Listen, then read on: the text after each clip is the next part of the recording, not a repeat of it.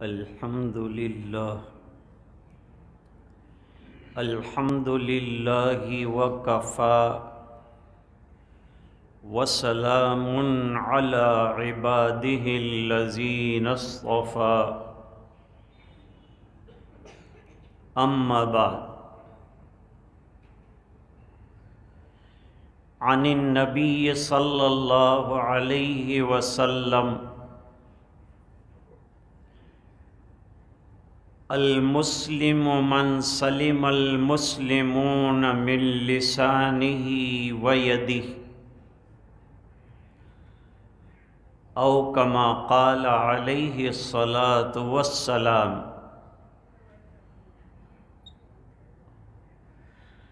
وصدق رسوله النبي الأمي الكريم اللهم صل على سيدنا محمد وعلى آل سيدنا محمد وبارك وسلم۔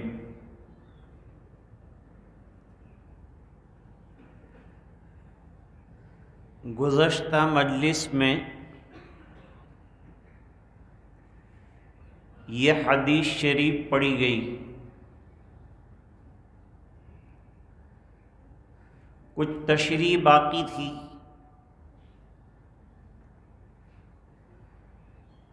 حدیث شریف کا ترجمہ یہ ہے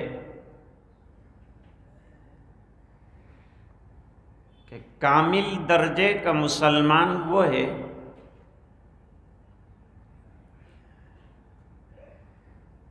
کہ جس کی زبان سے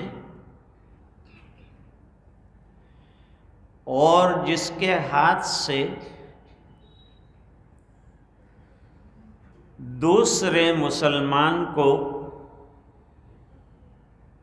نقصان نہ پہنچے۔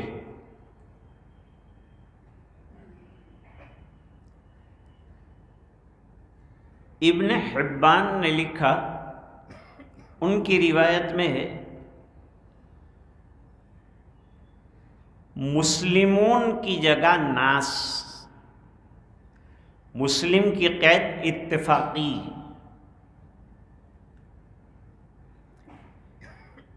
یعنی حدیث شریف کا ترجمہ یہ ہوا کہ مسلمان وہ ہے جس کی ایذا رسانی سے لوگ محفوظ ہوں۔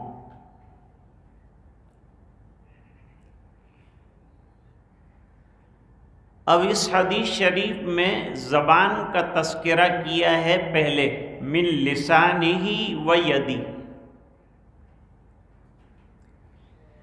انسان کے جسم میں سے دو چیزوں کا ذکر کیا ہے، زبان اور ہاتھ۔ عام طور پر کسی کو نقصان پہنچانے کے یہ دو ذرائع ہیں، سب سے پہلے بول چال ہوتی ہے، گفتگو ہوتی ہے، پھر بات بڑھ جاتی ہے تو ہاتھا پائی ہوتی ہے۔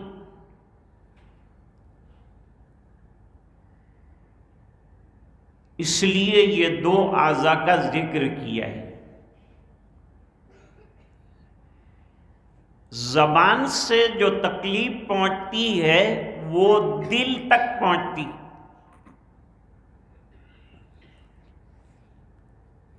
دوسرے اعضاء سے تکلیف انسانی اعضاء کو پہنچتی ہے وہ جسم تک محدود رہتی،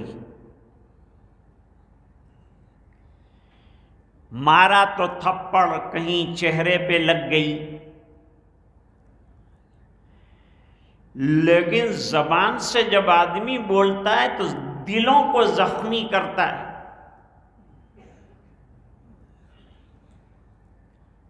اچھی بات کرے گا تو کامیاب ہو کر جنت میں پہنچے گا، برا کلمہ زبان سے نکالے گا جہنم کی 70 سال کی گہرائی میں چلا جائے گا۔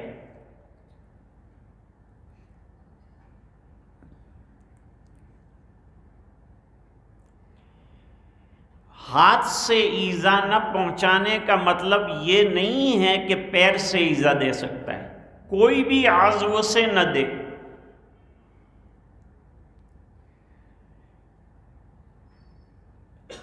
ایک صحابی ہیں حضرت جریر ابن عبداللہ بجلی رضی اللہ تعالیٰ عنہ، بڑے خوبصورت صحابی اور بڑے قداور صحابی،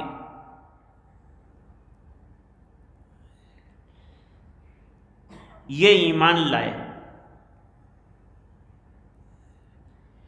تو سرکار ایمان لانے کے بعد بعض صحابہ کرام سے بیعت لیتے تھے،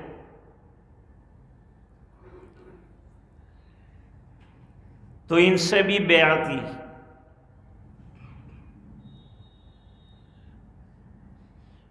اب بیعت کا مسئلہ یہ ہے کہ شیخ اگر مرید کے اندر بعض خرابیاں دیکھے گا تو بیعت کے اندر اس سے توبہ کے الفاظ کہلوائے گا مرید سے۔ جیسے جیسے مرید کے احوال ہوں گے اس طرح سے بیعت کروائے گا، اور بیعت کے الفاظ بدل سکتے ہیں۔ حضور نے بیعت لی، پہلے تو ایمان پر بیعت لیتے ہیں، ایک اللہ پر ایمان لاؤں گا، توحید پر زندگی گزاروں گا، یہ سب سے بڑی بیعت۔ نمبر 2، حضور صلی اللہ علیہ وسلم کو آخری نبی مانوں گا۔ نمبر 3، اللہ کی توحید کی اور رسول کی رسالت کی گواہی دوں گا، شہادت۔ نمازوں کی پابندی کروں، اگر صاحب نصاب ہوں تو زکوٰۃ دوں گا۔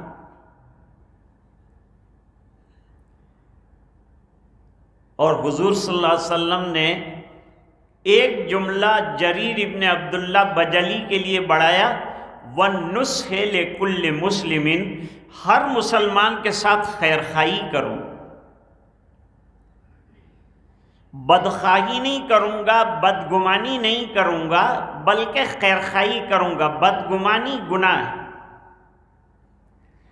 حسد دین کو موڑنے والا ہے۔ یہ 2 چیزوں کے بعد آدمی غیبت تک پہنچتا ہے۔ غیبت زبان کا گناہ ہے، غیبت بڑا گناہ ہے۔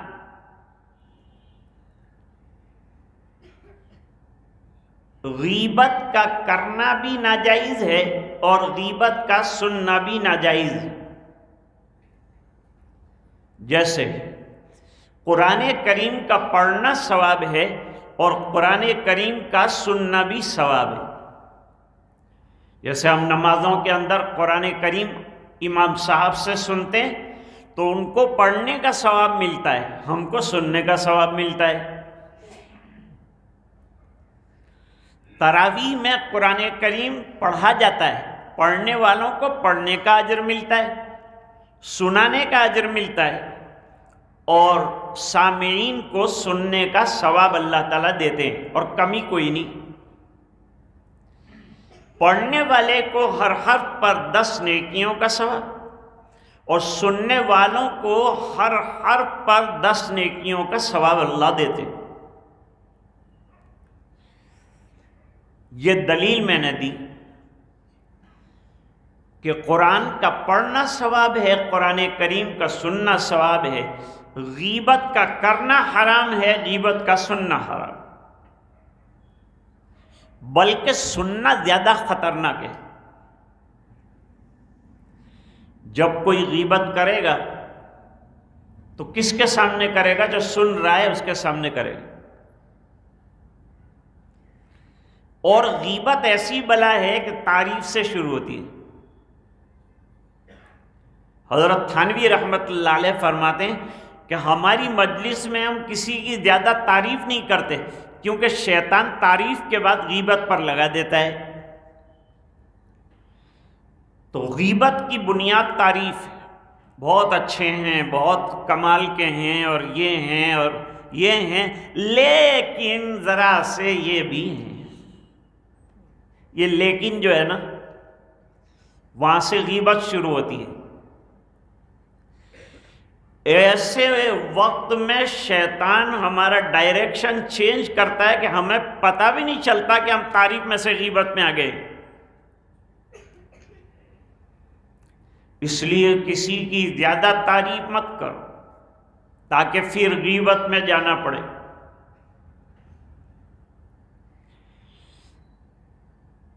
آدمی اگر بدکاری کر لے، اللہ نہ کرے، اللہ حفاظت فرمائے ہر قسم کی بدکاریوں سے، تو مسلمان جو ہے بدکاری کرنے کے بعد احساس اپنے اندر پیدا کرتا ہے، اس کے اندر احساس پیدا ہوتا ہے کہ مجھ سے گناہ ہو گئے، اور جب تک وہ توبہ نہیں کر لیتا وہاں تک اس کو لگتا ہے کہ میرے سر پر بہت بڑا پہاڑ رکھا ہے۔ مومن کے گناہ کرنے میں اور کافر کے گناہ کرنے میں کیا فرق ہے؟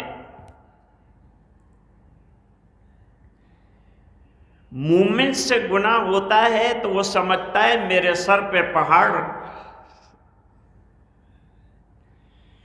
اور کافر سے گناہ ہوتا ہے تو اس کو لگتا ہے میرے ناک پر مکھی بیٹھی تھی اڑ گئی۔ یعنی مسلمان کو گناہ کا احساس ہوتا ہے، جب گناہ کا احساس ہوگا تو توبہ کرے گا، اور سچی توبہ کرے گا تو اللہ بڑا گناہ بھی معاف فرمائے گا۔ بڑے گناہ توبہ کرنے سے معاف ہوتے، ہاں اللہ یہ ہے کہ کسی کا حق دبایا ہے اور وہ چیز آپ کے پاس موجود ہے، واپس کر دو، پھر اللہ سے توبہ کرو اور اس سے بھی معافی مانگو، تب معاف ہوگا۔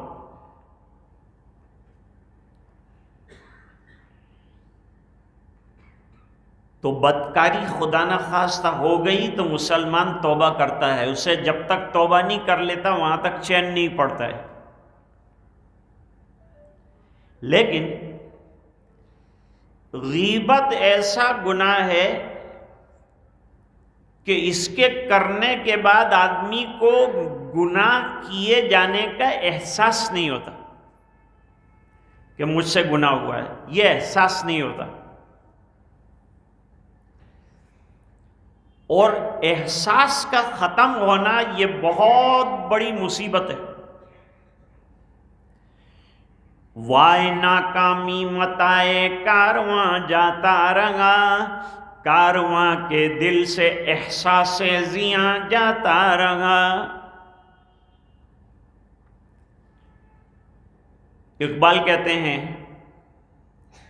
ایک ناکامی تو یہ ہوئی کہ قافلے کے اندر جو سامان تھا وہ لٹ گیا، اس سے بڑی ناکامی یہ ہوئی کہ وہ سامان لٹنے کا احساس ختم ہو۔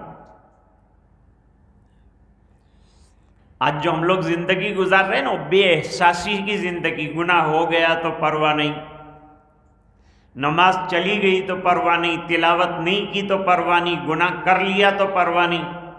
بے احساسی بڑی خطرناک بیماری، فالش کو خطرناک بیماری مانا گیا اس بنا پر کہ وہ ڈاکٹر سوئی چباتا ہے اور کہتا ہے احساس ہو رہا ہے تم کو، وہ کہتا ہے احساس نہیں ہوتا، تو بتاتے ہیں کہ تم کو فالج کا اثر ہو گیا ہے۔ اس طرح مسلمانوں پر آج فالج پڑا ہوا ہے ایمانی اعتبار سے کہ اس کو احساس جو ہے وہ نہیں ہے۔ ایک زندگی غفلت کی گزار رہے ہیں تو گزار رہے ہیں، بے احساسی کے ساتھ کھا رہے ہیں، پی رہے ہیں، سو رہے ہیں، کچھ عمل کر لیا تو کر لیا، نہیں کیا تو کوئی پرواہ نہیں۔ صحابہ کرام کہتے ہیں جن گناہوں کو تم لوگ ہلکا سمجھتے ہو، اپنے زمانے میں فرماتے ہیں، ان کو ہم حضور کے زمانے میں ایمان لیوا سمجھتے تھے، مہلکات میں سے سمجھتے۔ تو غیبت اتنی خطرناک چیز ہے،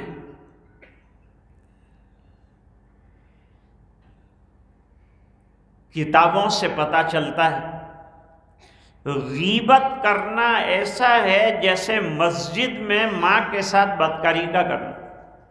اب غیبت کس کو کہتے ہیں اکثر لوگوں کو یہ علم نہیں ہے۔ غیبت کی تعریف معلوم نہیں ہے، بیک بائٹنگ انگریزی میں کہتے ہیں۔ کسی کے اندر ایک عیب ہے،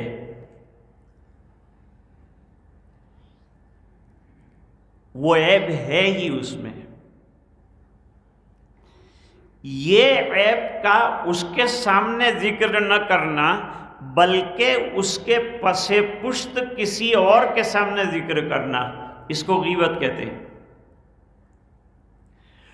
اور جو عیب آپ نے دوسرے کے سامنے بیان کیا وہ عیب پایا نہیں جاتا اس شخص کے اندر جس کا عیب بیان کیا، تو یہ بہتان ہے، اس کا گناہ اس سے بھی اونچا ہے، بڑا ہے۔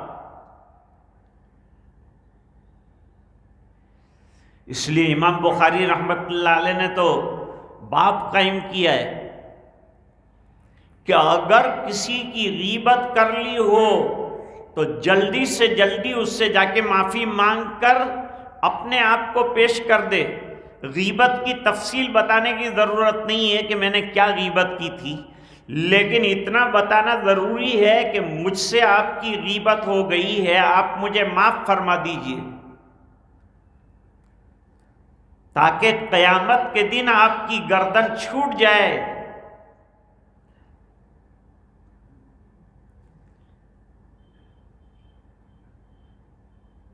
سمجھانے کے بھی عجیب عجیب طریقے ہوتے، اللہ والوں کے پاس سمجھانے کا طریقہ بھی ہوتا ہے۔ غیبت کے ڈبل نقصان ہیں۔ جب آدمی کسی کی غیبت کرتا ہے تو اس کے گناہ دھلتے ہیں، اس کے گناہ معاف ہوتے ہیں، اور جو غیبت کرنے والا ہے اس کی نیکیاں غیبت کیے جانے والے کے کھاتے میں ٹرانسفر ہوتی۔ سامنے والے کے دو فائدے کے مفت میں نیکیاں ملی اور مفت میں گناہ دھل گئے۔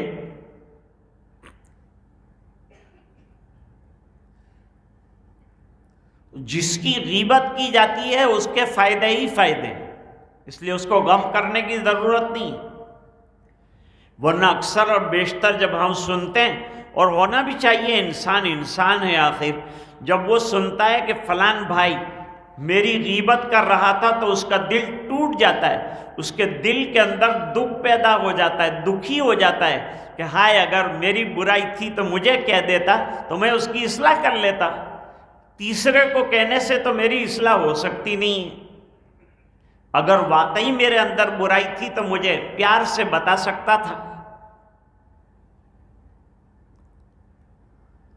میرے والد صاحب ایک واقعہ سناتے تھے کہ ایک بادشاہ نے خواب دیکھا کہ اس کے سب دانت ٹوٹ گئے، ایک تعبیر دینے والے کو بنایا، اس کو خواب سنایا، اس نے کہا تمہارے سب رشتہ دار مر جائیں گے، جتنے تمہارے رشتہ دار ہیں ایک ایک کر کے روانہ ہو جائیں گے، جیسے ایک ایک کر کے دانت ٹوٹے۔ بادشاہ کو آ گیا بہت غصہ، اس کو لٹکا دیا سولی پر، اور اس کا تو کوئی قصور نہیں تھا، جو تعبیر تھی وہ دی تھی اس نے، دوسرے کو بلایا، تعبیر تو بدل نہیں سکتی تھی، دوسرے کو بتایا، خواب بتلایا اور کہا وہ اس کا حال دیکھ لے، پہلے میں نے اس کو خواب بتایا تھا، اس نے تعبیر دی تو اس کا انجام تعبیر سے پہلے اس نے دیکھ لیا۔ یہ دوسرے معبر نے ہاتھ بڑھایا، مبارکباد دی، آپ کو بہت بڑی مبارکباد ہے حضرت، بہت مبارک ہو، آپ نے بڑا مبارک خواب دیکھا ہے۔ تعجب ہوا بادشاہ، پھر کہا کہ کیا مبارکبادی کی کیا بات ہے؟ فرمایا رشتہ داروں میں کسی کی عمر آپ جتنی نہیں، سب سے بڑی عمر آپ کی ہے، مطلب یہ کہ سب پہلے جائیں گے آپ بعد میں جائیں گے۔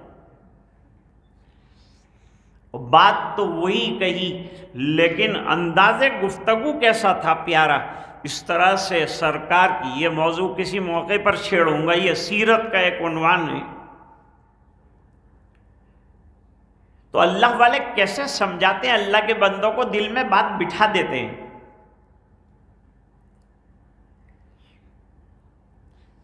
ابھی آج ایک واٹس ایپ آیا تھا، گجراتی میں تھا، મારો એક દોસ્ત છે એને 3 વર્ષથી હું સમજાવું, 3 سال سے سمجھاتا ہوں، لیکن جب میں نیکی کی کوئی بات کرتا ہوں تو لڑائی پہ اتر آتا ہے۔ وہ برائی میں لگا ہوا ہے، گناہوں میں لگا ہوا ہے، اور میں گناہوں سے روکتا ہوں تو بگڑ جاتا ہے میرے اوپر، لڑائی کرتا ہے، جھگڑے کرتا ہے۔ میں نے کہا کتنے سال ہوئے؟ کہا 3 سال ہوئے۔ تو اب میں کیا کروں؟ میں نے کہا اس کے حال پر چھوڑ دو، کیوں قرآن کریم یہی کہتا ہے، علیکم انفسکم۔ جب تم نے سمجھا دیا اور ایک عرصہ دراز تک سمجھا دیا، اب بھی نہیں مانتا، تو اب اللہ سے دعا کرتے رہو اس کی ہدایت کے لیے۔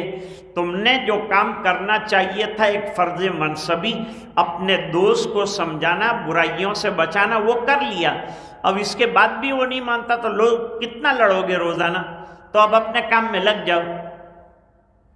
ایک چھوٹا سا واقعہ سنا کر بات ختم کرتا ہوں۔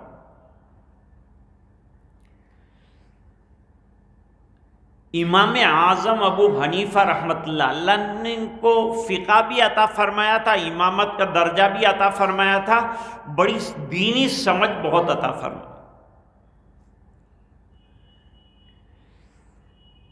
پتہ چلا کہ ایک شخص رات اور دن غیبت کرتا ہے، تو اس کے گھر کا پتہ لیا۔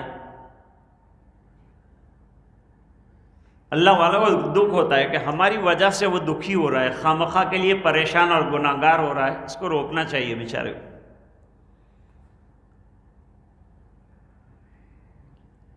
اس کے گھر کا پتہ لیا اور بڑا خانچہ ملازم کے ہاتھ میں تیار کروایا، اس کے دروازے پہ دستک دی۔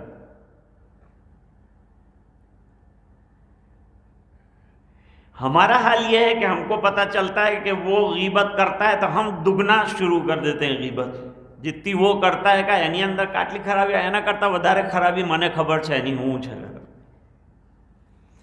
یہ ڈبل غیبت کرتا ہے۔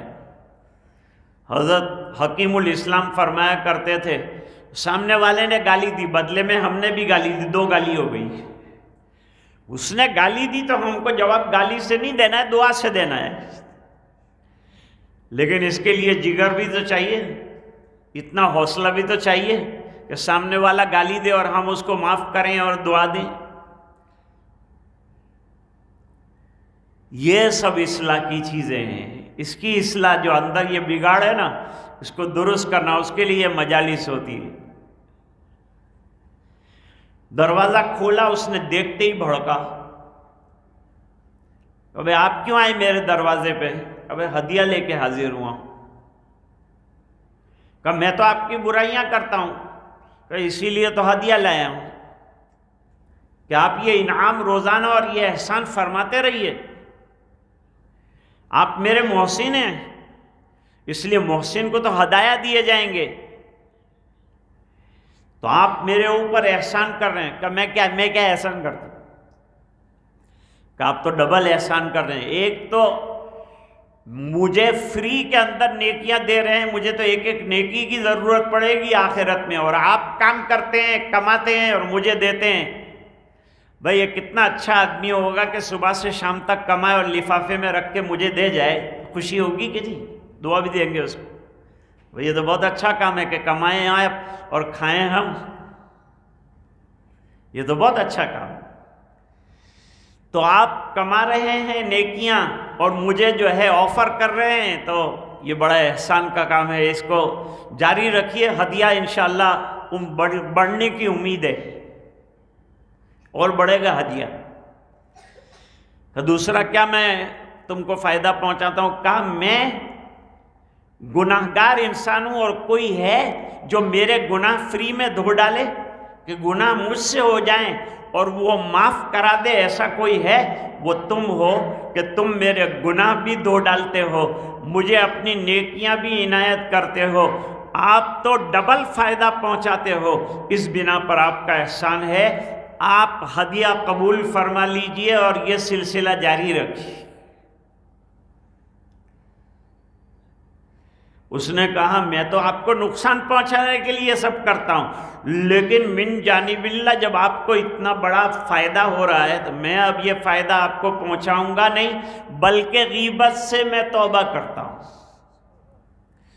غیبت سے توبہ کر لی اس نے، اور راستہ کیسا اختیار کیا؟ اس کو یوں کہتے کہ غیبت مت کر، تو اور جو ہے وہ چڑ جاتا اور ضد پر آ جاتا۔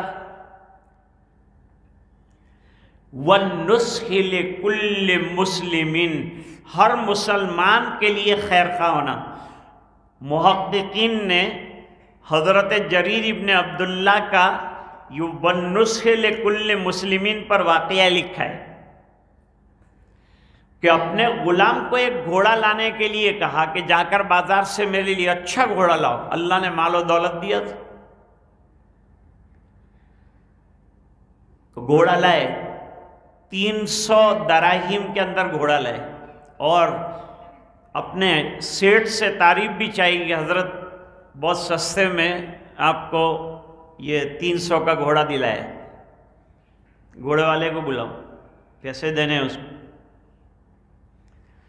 کہ بھائی یہ تیرا گھوڑا اگر میں 400 میں لوں تو تجھے کوئی تکلیف ہے؟ اس نے کہا حضرت مجھے کیا تکلیف ہوتی، میں تو 300 میں بیچا ہے اور 400 میں آپ لے رہے ہیں، اور اگر میں 500 میں لوں تو تجھے کوئی حرج ہے؟ کہ نہیں میں تو بہت خوش ہوں، 300 پہ 500 کر دیا۔ اور کہا اگر میں 600 میں دوں تو؟ کہا اور بھی مزید آپ کی عنایت ہوگی۔ اور کہا میں 800 میں لوں تو تیرا گھوڑا؟ 300 کا گھوڑا 800 دراہیم اس کو دیے، اور کہا تیرا گھوڑا یہ 300 کا نہیں ہے، یہ غلام نے تھوڑا سا دھوکہ دے دیا تیرے کو، تیرے گھوڑے کی قیمت بازار کے اعتبار سے 800 دراہیم ٹھہرتی ہے۔ مجھے میرے نبی نے ہر مسلمان کے ساتھ خیر خواہی کرنے کے لیے کہا تھا، اب تیری خیر خواہی یہ ہے کہ تیری 300 کی چیز نہیں 800 کی چیز ہے، 800 میں تجھے دیا جائے۔ تو دوستو، زبان کی جو خرابیاں اور زبان کے گناہ ہیں وہ تو بہت ہیں، لیکن ان میں سے ایک گناہ جو ہے وہ غیبت ہے۔ غیبت پر انشاءاللہ آئندہ کلام کریں گے تھوڑا سا، آج اسی پر اکتفا کرتے ہیں۔ اور ہمیں توبہ کرنا ہے۔ خواص اور عوام سب کی مجالس میں غیبت دوسروں کی ہوتی رہتی، نہیں ہونی چاہیے۔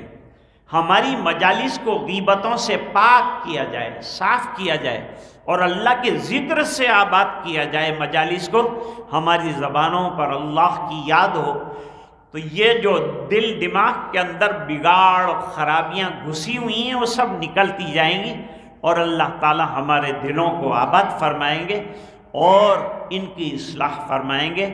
وآخر دعوانا ان الحمد للہ رب العالمین۔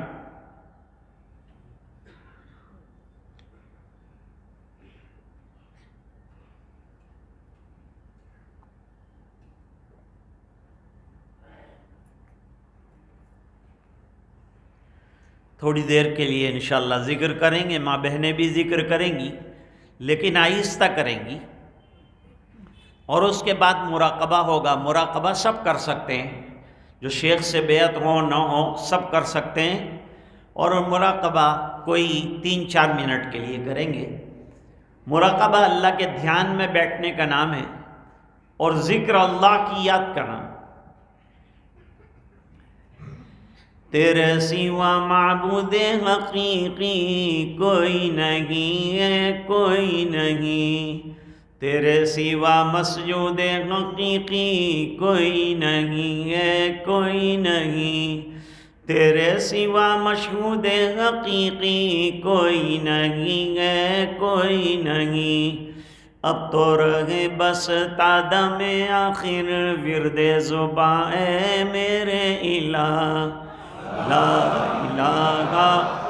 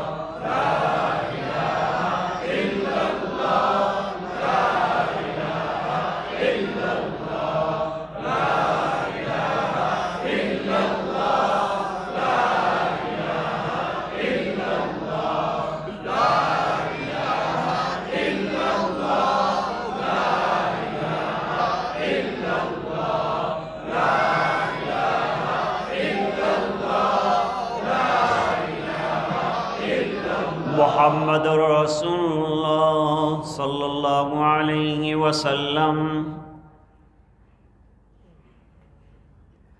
اب مراقبہ کریں گے، اللہ کی رحمت برس رہی ہے، دل میں سما رہی ہے، اور دل کہہ رہا ہے اللہ اللہ اللہ۔ اسی تصور کا نام، سر کو دل کی طرف ذرا سا جھکانا ہے، اور زبان سے کچھ نہیں کہنا ہے، اور صرف تصور کرنا ہے اللہ کی رحمت برس رہی، دل میں سما رہی، اور دل کہہ رہا ہے اللہ اللہ اللہ۔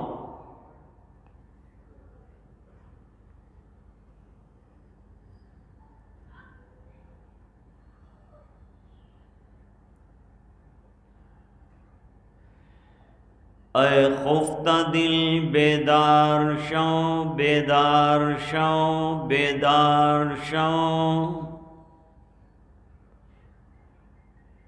در ذکر حق مشغول شو، مشغول شو، مشغول شو۔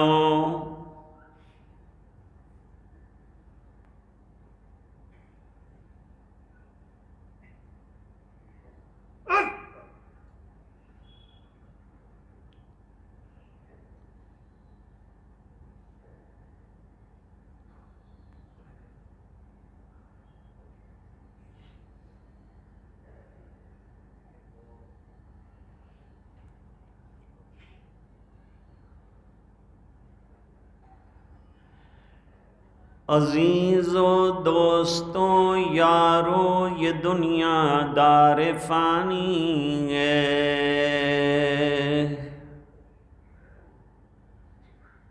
دل اس سے مت لگاؤ تم لحد میں جا بنانی ہے۔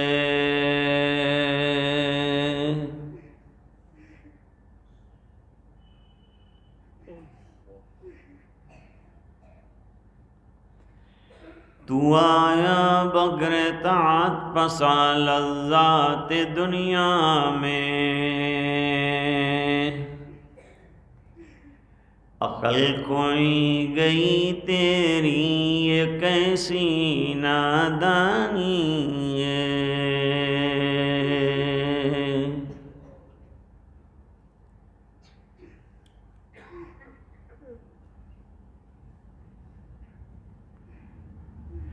جب آنکھ بند ہو تو یہ تصور کرے کہ کہا گیا تو آنکھ بند کی، ایک دن وہ آئے گا جب لوگ آنکھ بند کر دیں۔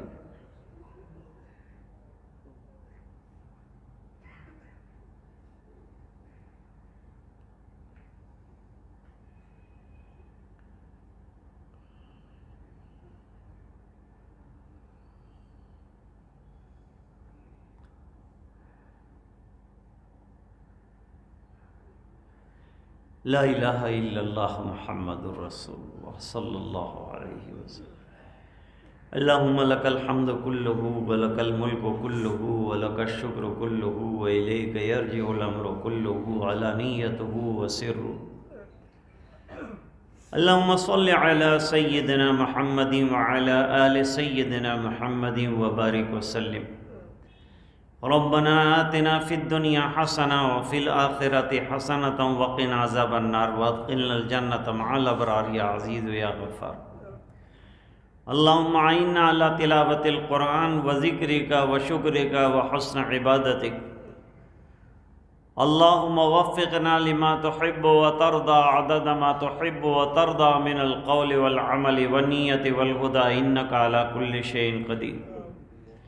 اے اللہ ہمارے گناہوں کو معاف فرما، کوتاہیوں سے درگزر فرما، اپنا فضل اور کرم شامل حال فرما، رحم کے، کرم کے، عافیت کے، خیر کے، فضل کے فیصلے فرما، اپنی رضائے دائمی عطا فرما، نمازوں کا پابند بنا، تلاوت کا شیدائی بنا۔